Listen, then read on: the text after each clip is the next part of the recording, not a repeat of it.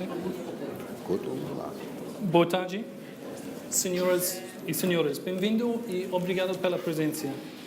O tópico do painel de hoje é novos cenários para o Brasil.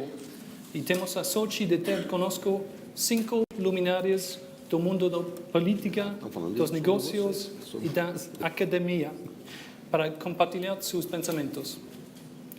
Nos 12 anos desde que São Paulo recebeu o primeiro Fórum Econômico Mundial na América Latina, o Brasil passou por um ciclo dramático de crescimento e recessão. O crescimento econômico alimentado por commodities durante o governo do presidente Lula deu lugar a uma recessão mais profunda em décadas sobre a presidência de Dilma Rousseff. O retrocesso econômico foi alimentado pelo impacto da investigação de Lava Jato e uma crise política que culminou com o afastamento de Dilma Rousseff. Mas agora, finalmente, com a economia voltando ao crescimento no Brasil e sinais de recuperação no investimento, existem de novo razões para ser otimista. No entanto, frente a uma eleição presidencial que se aproxima em outubro, os tumultos dos últimos anos deixaram muitos brasileiros profundamente divididos. Uma pesquisa publicada ontem mostrou que 44% dos brasileiros são pessimistas sobre se as eleições vão melhorar a situação do país, devido principalmente à prevalência de corrupção. Um enorme 75% das pessoas entrevistadas não acreditam nas promessas eleitorais dos candidatos. Como pode o Brasil curar as feridas deixadas pela crise? Estabelecer sua economia numa trajetória de crescimento estável e retomar um papel de liderança na diplomacia da região. E mais amplamente, o Brasil está em direção a apenas um outro ciclo de boom e bust. O país realmente passou o ponto de virada onde a turbulência dos últimos anos está levando a mudanças profundas e sistemáticas. Para ajudar a responder a essas perguntas, somos acompanhados por Aloysio Nunes, o ministro de Relações Exteriores do Brasil, no governo do presidente Michel Temer, desde março de 2017. Formado em Direito, a longa carreira política de Sr. Nunes viu-se servir como ministro da Justiça no governo de Fernando Henrique Cardoso e foi eleito como senador em 2010 com o maior número de votos na história do Brasil. O governador de São Paulo, Geraldo Alckmin, foi formado em Medicina e serviu no Serviço Hospitalar do Estado de São Paulo antes de entrar na política. Ele está atualmente servindo seu 4º mandato como governador, marcado pelos esforços para reduzir gastos e implementar parcerias público-privadas. Um dos membros fundadores do Partido Social Democrático Brasileiro, ele é atualmente o presidente do partido e o seu candidato para as eleições presidenciais em outubro. Luiz Carlos Trabuco foi nomeado presidente do Banco do Brasil, do Banco de Bradesco, segundo maior banco privado. Banco do Brasil, ó. O segundo maior banco privado do Brasil, em outubro do ano passado, e depois de uma carreira de 5 décadas no banco. Graduado na Universidade de São Paulo, o Sr. Trabuco foi anteriormente o CEO do banco desde 2009, um posto no qual ele foi classificado entre os melhores CEOs do Brasil em 2016 por a revista Forbes. Lourdes Casanova é o diretor do Instituto dos Mercados Emergentes da Universidade de Cornell. Ela é especializada em negócios internacionais com foco em América Latina e multinacionais de mercados emergentes e foi nomeado como um dos intelectuais ibero-americanos mais influentes no ano 2017. E, finalmente, Paulo Sotero, Em uma vida anterior, Paulo foi uma jornalista premiado, correspondente durante muitos anos do estado de São Paulo a Washington. Nativo do estado de São Paulo desde 2006, Paulo trabalha como diretor do Instituto do Brasil no Centro Internacional Woodrow Wilson. Então, bem-vindos. Gostaria de começar o painel perguntando a cada membro o que para eles é o principal desafio que irá definir o Brasil nos próximos 4 anos. E gostaria de começar com o ministro, por favor. Eu penso que essa pergunta, de alguma maneira, foi respondida pelo governador Geraldo Alckmin hoje, tanto na reunião tem som? Caiu. Caiu. Sabotagem aqui. Aliás, Paulo Sotero é nascido em São Paulo, mais particularmente na grande, aprazível e progressista cidade de São José do Rio Preto. Somos conterrâneos. Bem, eu penso que essa pergunta foi, de alguma forma, respondida pela intervenção do governador Geraldo Alckmin, hoje, na abertura do fórum, e reafirmada no almoço mais restrito que tivemos ainda há pouco. O governador coloca no centro do desafio que ele vai enfrentar, que eu espero que ele enfrente agora como presidente da República, que é o meu candidato, o desafio de fazer com que este surto de crescimento, essa retomada do crescimento que é evidente no Brasil hoje, não seja, como dizia o Trabuco no artigo da Folha de São Paulo, não seja um voo de galinha. O Trabuco diz, não será um voo de galinha. Mas que não seja um voo de galinha, nós temos que fazer algumas coisas importantes, especialmente a continuidade de algumas reformas que foram responsáveis pela superação da crise que nós vivemos, e algumas são evidentes, como, por exemplo, a reforma da Previdência, continuar com uma política externa aberta de integração do Brasil no mundo, que isso é um fator-chave para o aumento da produtividade, para o crescimento da economia, e sem se esquecer que nós somos um país onde há muita desigualdade ainda, né? E que é preciso uma forte presença do Estado na educação, na promoção da ciência, da tecnologia, da segurança pública e, portanto, o Estado assumindo com transparência, com rigor, algumas atribuições que somente o Estado pode desempenhar. Enfim, é isso. Quer dizer, eu acho que o que nós temos que fazer está mais ou menos inscrito hoje na cabeça das pessoas. Entendeu? É algo que eu não estou inventando. O nosso queridíssimo Karl Marx dizia o seguinte, que o homem faz a história nas condições que são dadas pela história. Não é? Quer dizer, ou, como diria o Maquiavel, você tem a virtude e a fortuna. A fortuna são as condições objetivas que nós temos. E as condições objetivas são essas. É um país que cresce, é um país grande, um país que tem recursos, um país que é respeitado, que tem um perfil respeitado na arena internacional, tem uma sociedade ávida de inovação, de prosperidade, de igualdade. Essas são as condições objetivas. Agora, é preciso, além das condições objetivas, a condição subjetiva, que é a virtude. A liderança política capaz de interpretar isso numa mensagem mobilizadora, né?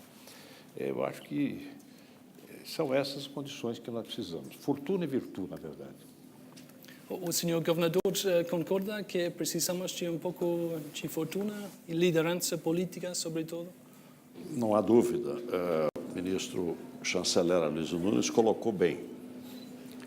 Eu quero destacar a importância das eleições, porque o regime presidencialista, ele, no mundo inteiro, é um embate muito duro de personalidades, muitas vezes até campanhas de baixo nível, mas tem um lado muito positivo. Quem for eleito terá mais de 60, quase 70 milhões de votos. Isso dá uma legitimidade muito grande. Então, o primeiro ano de um novo governo, ele é essencial. O Brasil tem uma Constituição detalhista, longa, então qualquer mudança exige PEC, proposta de emenda constitucional, cujo quórum é muito alto, 3/5 dos votos. Reforma da Previdência, a não ser mudar a alíquota, pode ser por lei, mas todo o restante é PEC. Mudanças de simplificação tributária, política, reforma de Estado.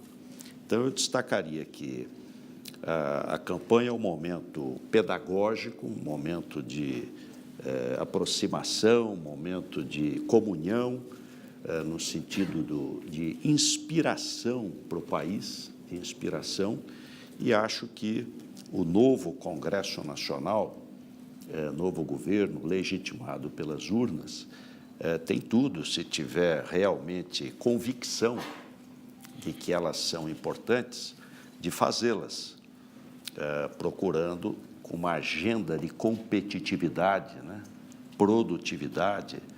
O Trabuco falou do crescimento, é nítido o crescimento hoje, nítido. A dúvida é um crescimento cíclico, caiu, aí sobe, ou ele é sustentável? Para ser sustentável, é preciso a macroeconomia funcionar. Primeira coisa é resolver o déficit fiscal. Então, rapidamente você sair de um modelo de déficit primário para superávit primário. E depois um conjunto de medidas. Eu sintetizaria, para encerrar, 3 palavras: crescimento, inclusão, sustentabilidade. Crescimento, porque sem crescimento não tem solução. Tem que ter um conjunto aí de medidas para ter um crescimento, e o Brasil é vocacionado para crescer.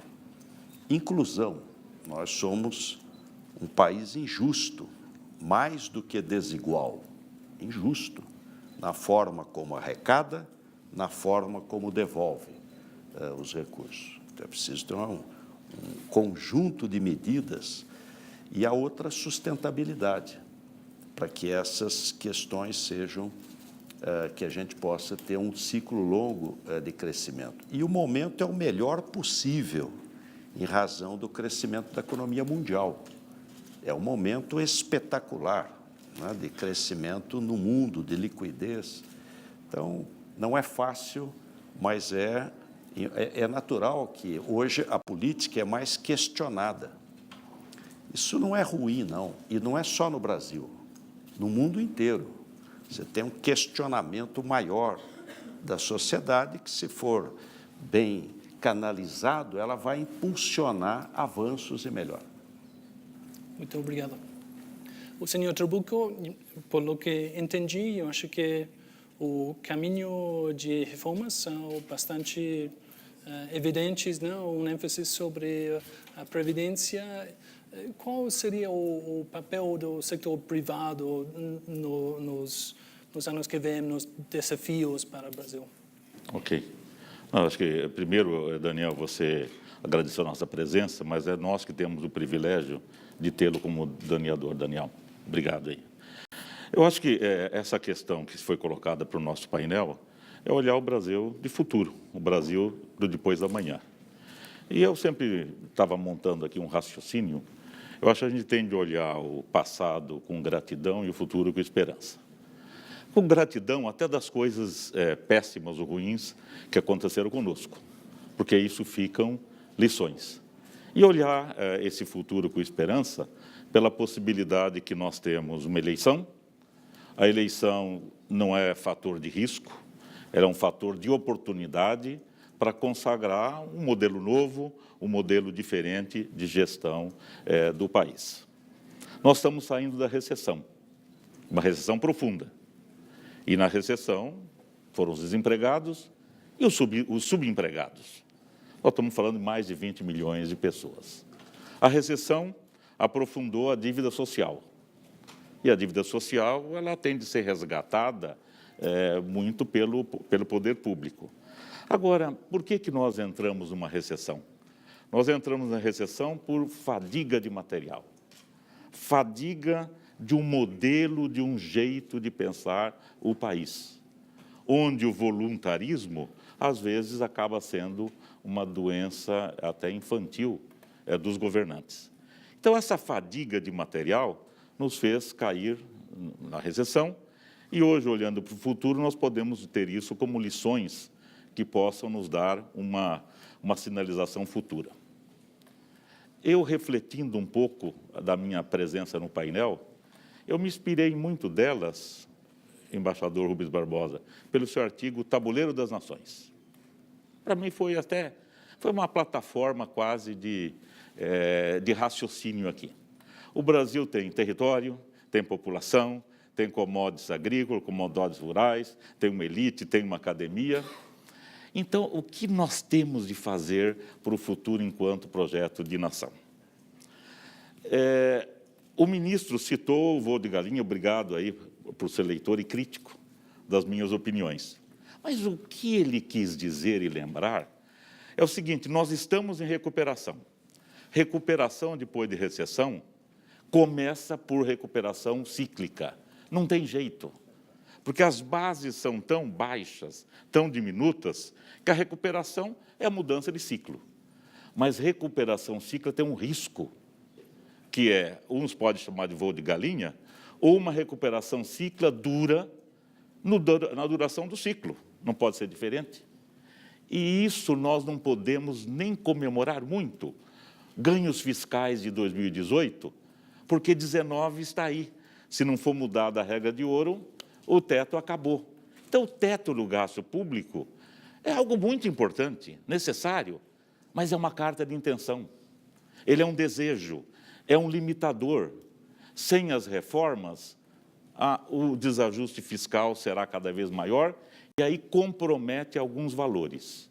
O déficit fiscal mitiga a capacidade do Estado de ajudar a pagar a dívida social e, ao mesmo tempo, o déficit fiscal pode colocar em dúvidas com relação à solvabilidade ou solvência de um país. Por isso que a eleição é uma oportunidade, ela não é um risco. Risco de nós escrutinarmos planos de governos com relação ao futuro e na agenda mais próxima. Eu acho que o Brasil, eu sou extremamente otimista com o Brasil? Não, eu sou realista com o Brasil. É evidente que eu sou de uma idade que eu já vi esse país ser chamado país terra do futuro, já vi esse país ser chamado que esse país não era um país sério, né, pelo De Gaulle, já vi a moratória dizer que o Brasil, onde o futuro nunca chega, já vi no plano de confisco da poupança dizer que o Brasil não estava caído, ele estava a little drunk. A gente viu muitas coisas. É evidente que isso, temos de ter gratidão com o que passou, porque nós não podemos repetir no futuro alguns erros do passado e nos inserirmos, embaixador, no tabuleiro das nações. Esse é o grande desafio. Obrigado.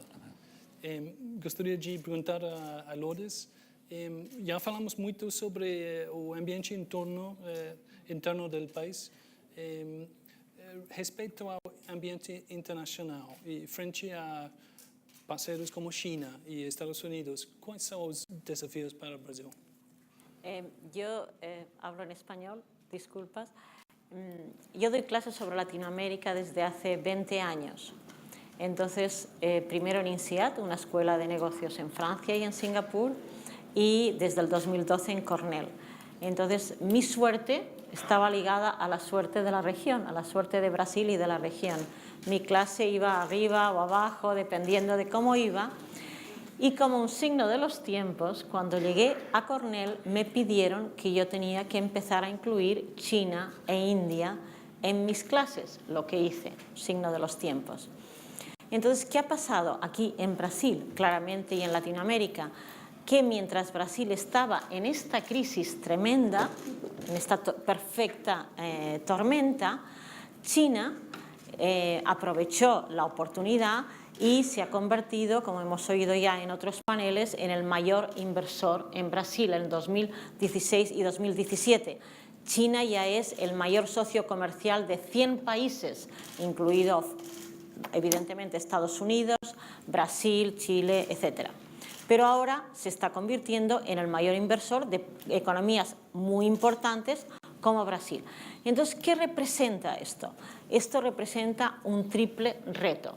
Representa un reto, por una parte, económico. En todos los paneles hemos oído, y estamos en el World Economic Forum, que siempre promueve una economía abierta, globalización. Estamos en un momento en el que el vecino del norte, el amigo de Brasil, empieza diciendo America First, y también no solo eso, sino que dice vamos a mirar los acuerdos comerciales muy directamente y vamos a ver cómo los afectan positiva o negativamente.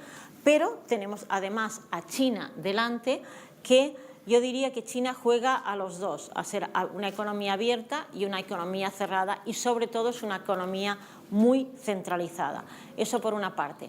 Por otra, y no hablaré de eso, pero por otra, un modelo político diferente. Y finalmente, cuando invierten aquí en Brasil, han pasado de invertir en recursos naturales a invertir ahora en infraestructura, utilities y en banking. Vamos a recordar que los bancos chinos son los que tienen mayores márgenes del mundo, de un 40%, y los segundos, los brasileños, con unos márgenes de un 20-25%.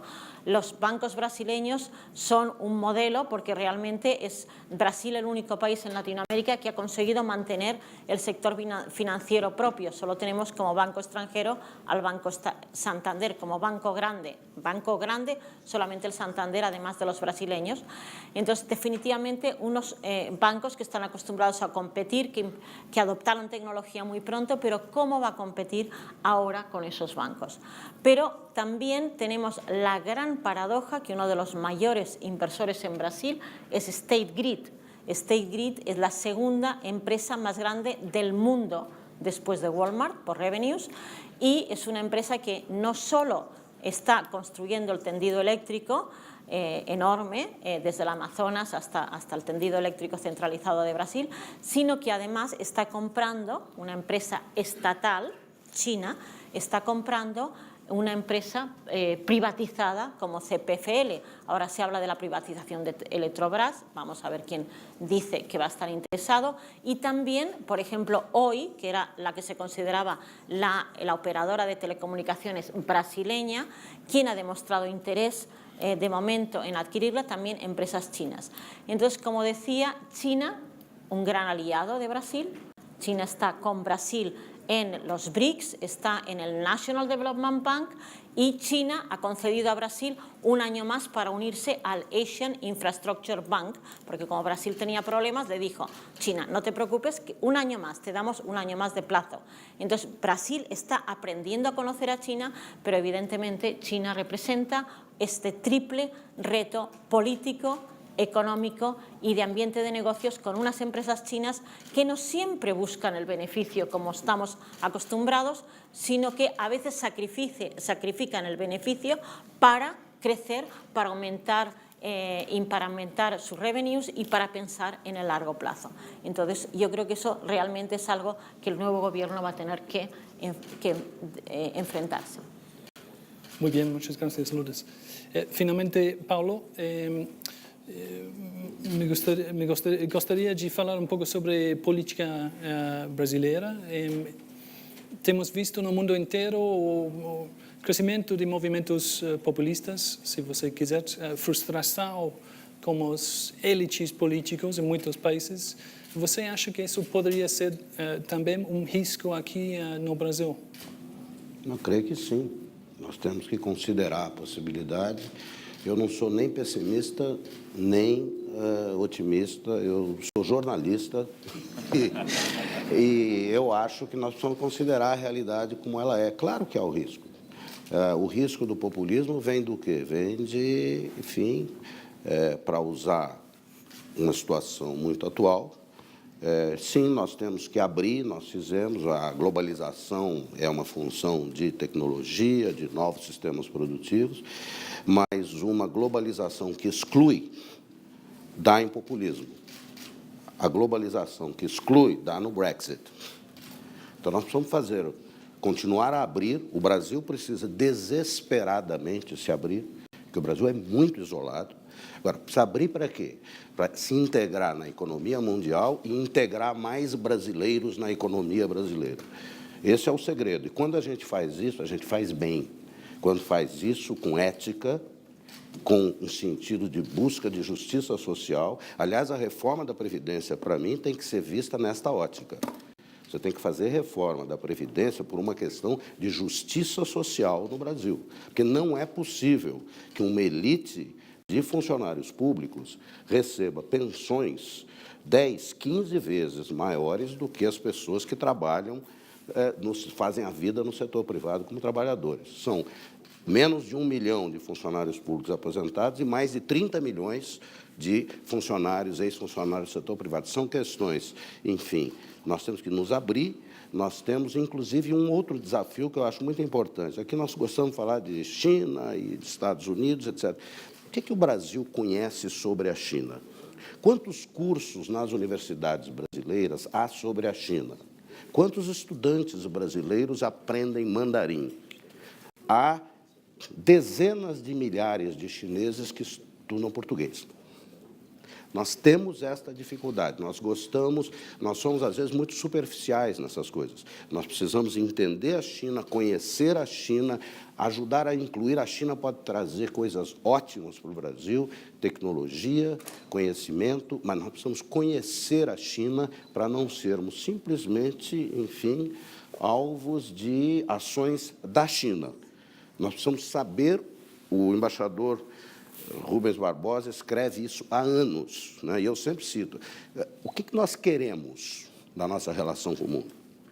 O Brasil é, sim, um país, eu acho, um país líder em muitas coisas, e acho importantíssimo que ele é, e está demonstrando outra vez ser, não é fácil sair da crise, do tamanho da crise em que o Brasil se enfiou.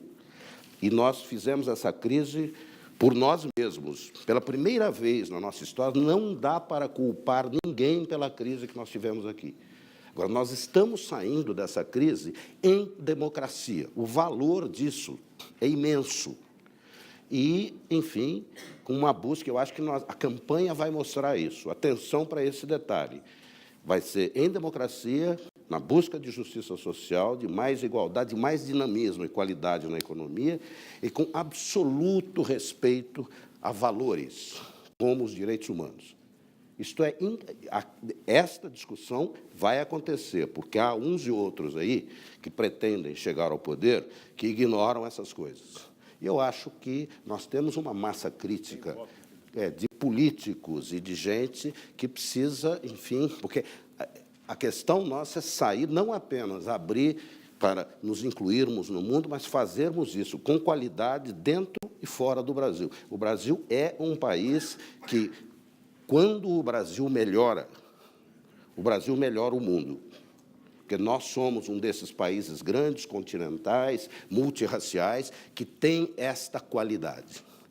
Enfim, agora, o desafio é nosso. Se nós seremos capazes ou não, eu acho que seremos. Depende de muito trabalho e de muita perseverança. Muito obrigado.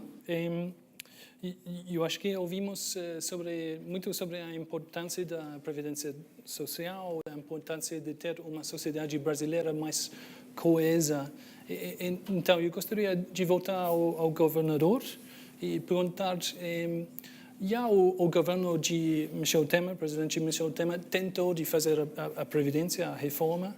Então, quais são as coisas que marcaria a diferença como o governo Temer de você? Se você for eleito, qual seria a diferença que você marcaria como o governo de Temer? Olha, em relação à reforma da Previdência, quando ela ficou para este ano, é evidente que ela seria difícil, porque é muito difícil você conseguir maioria qualificada, 3/5 de votos, numa reforma dessa dimensão, no último ano de governo. Essas reformas precisam ser feitas no início, né, no primeiro ano de governo.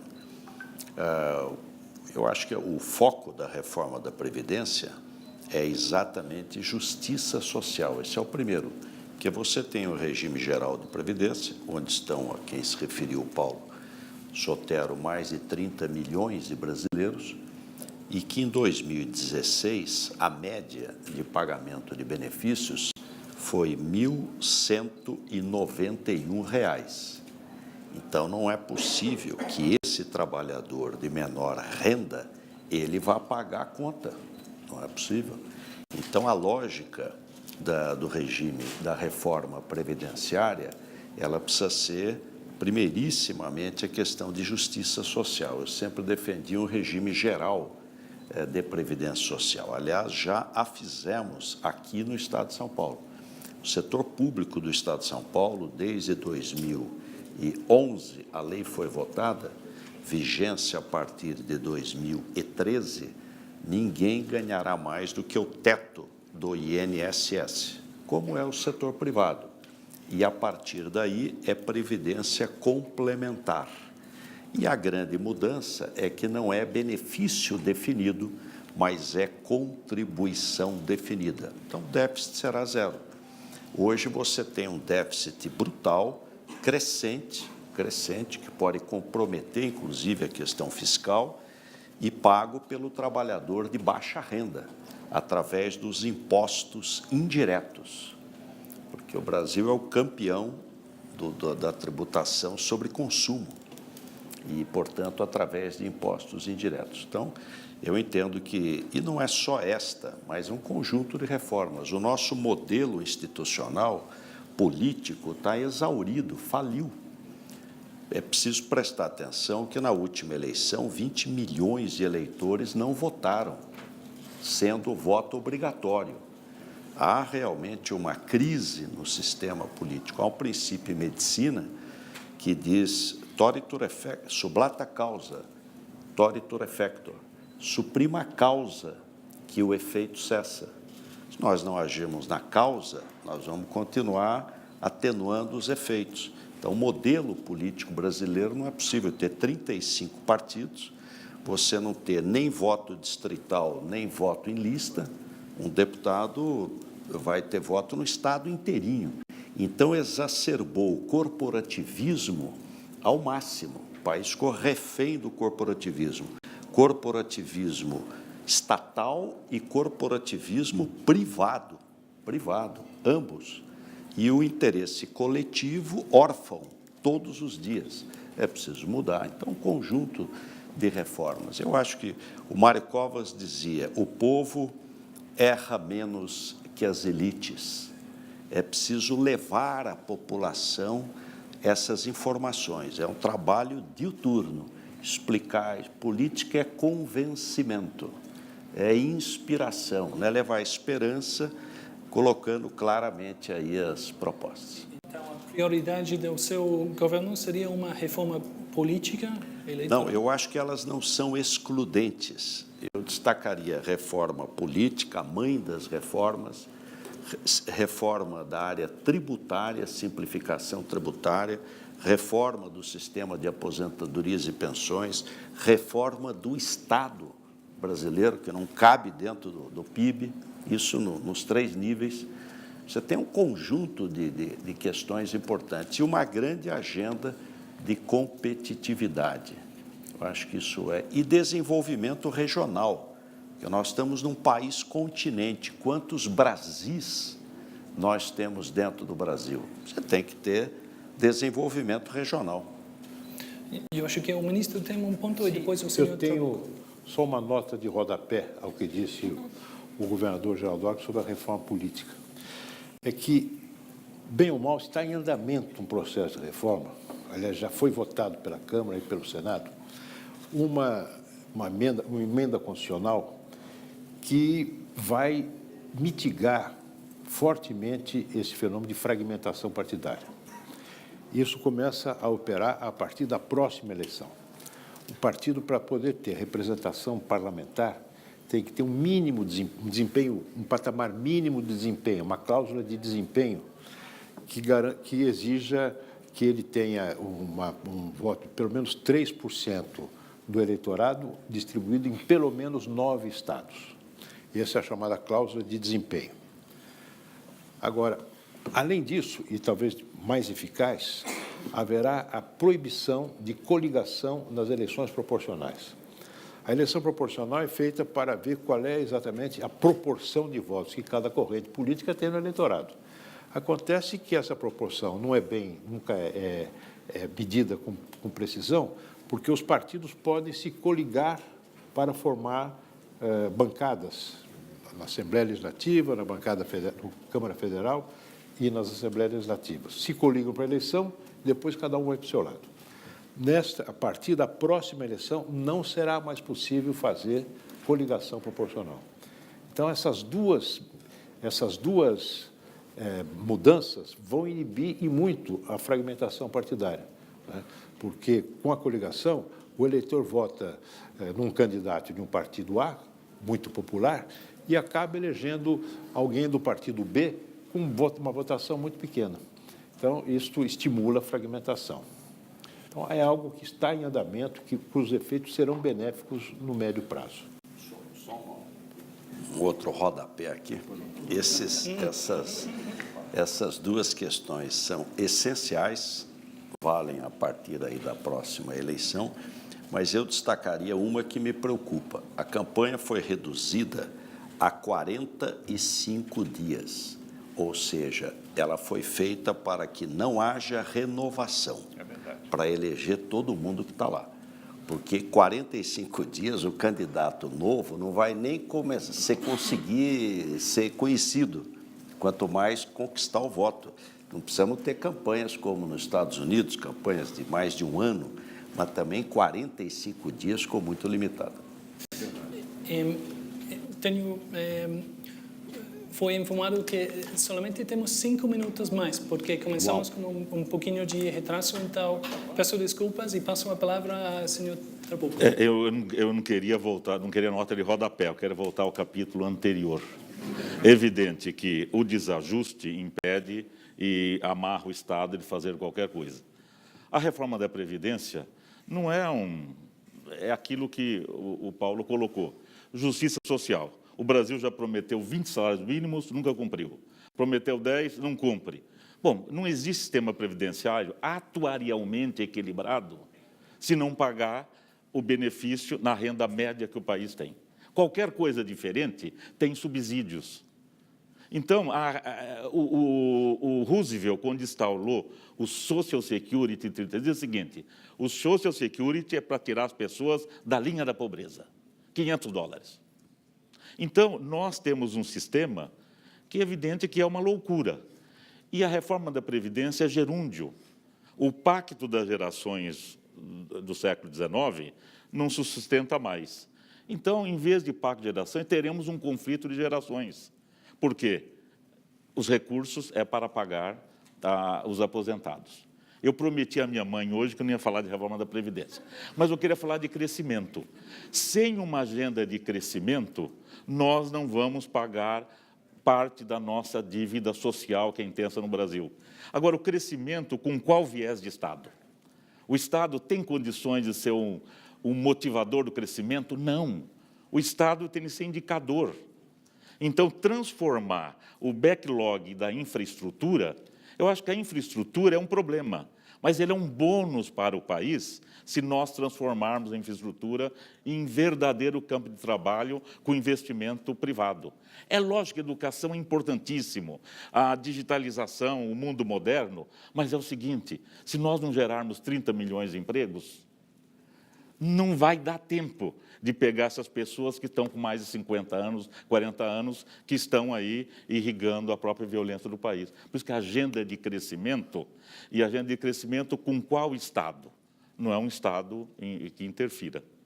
Enfim.